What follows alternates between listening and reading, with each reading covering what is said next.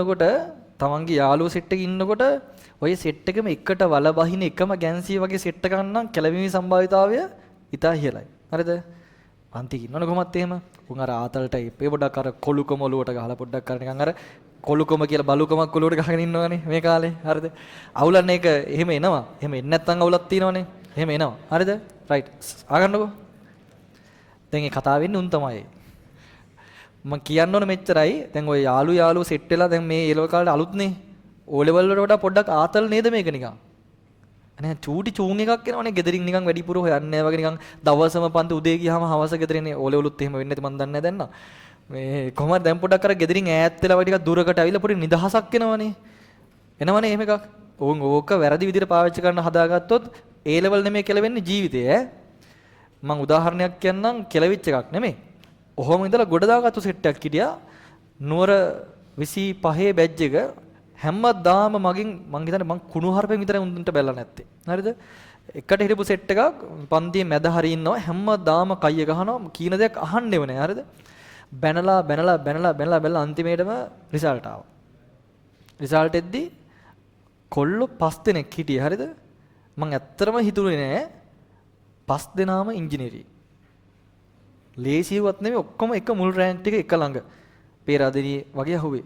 මොනට හොයන තිර තියෙනවා. 5 දෙනා මම අර ෆොටෝ එකක් දාලා තිබ්බා දෙකේ. උන් ටික ආවට පස්සේ මට පුදුම සතුටුයි. ඒ කියන්නේ අන්න එහෙම ගැන්සියක් වෙනවා නම් හරිද? කොල්ලෝ සෙට් එකක් වෙනවා නම් ඒවට තමයි ආතල් කියලා කියන්නේ. මොකද එතනින් පස්සේ උන්ට දැන් ඔය ආතල් සීමාව වෙන ඒ ලෙවල් වලට. හැබැයි උන්ගේ ආතල් දැන් ජීවිත කාලෙම තියෙනවා. ආයේ උන්ට කැම්පස් එකත් එක්ක හිටියා. යකෝ එකම කැම්පස් එක. ආයේ මොන ආතල්ද ඉතින් උන් සෙට් එකම. එක ළඟ රෑන්ක් ඔක්කොම නිකන් එක ළඟ නිකන් දෙක තුන වගේ පොඩි ගැප් පිටින් හලි කරාතුරුකින් එහෙම වෙන්නේ. අහන්න එහෙම කොල්ලෝ සෙට් වෙනවා නම් එහෙම තමයි සෙට් වෙන්න ඕන. හරිද? එහෙම දැන් හිතාන්න කැම්පස් ගියාම බං මේ ආතල් මොනවද? මේ බොරු ආතල්නේ.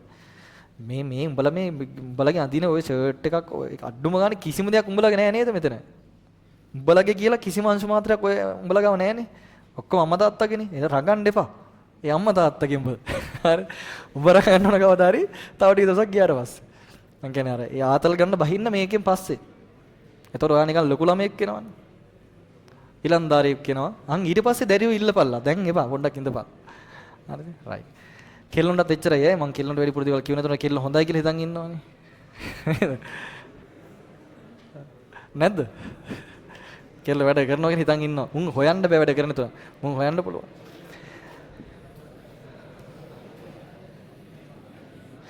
රයිට්. හරි අහන්න. හරි. දැන් ළමයි මේ ගණ දැන් ඔයාලා හදලා තිය අහන්නකෝ නිශ්ශබ්ද වෙන්න ඉතින්. කතා නවත්තන්න මේ හරි අමාරු දවස් ටිකක් යන්නේ මේ බැජ් එක 26 බැජ් ඉවර වෙනවත් එක්ක මම නිකන් ලෙඩෙක් වෙලා ඉන්න දැන් නිකන් යථා තත්ත්වයටපත් වෙන්න හදන්නේ. අර අවුරුදු දෙකකින් විතර නිවාඩු දවසක් හම්බුණා හරිද ළමයි? ඔළුවට පිස්සු වැදුනා කියන්නකෝ. ඒ කියන්නේ එදාට දවසම ඩවුන් මම. ඒ කියන්නේ අවුරුදු දෙකකින් විතර නිකන් හිටියා මම. එක දවසක්. දවස් 7ම ක්ලාස් නේ. එදාට නිකන් ඔළුව ට්‍රැක් පැන්නා. තාම නිකන් ෂොක් වගේ. රයිට්. හරි. ඒක ඔයාලට ගණන් ගන්න එපා. හරි. කියන්න තියෙන මෙච්චරයි. මේ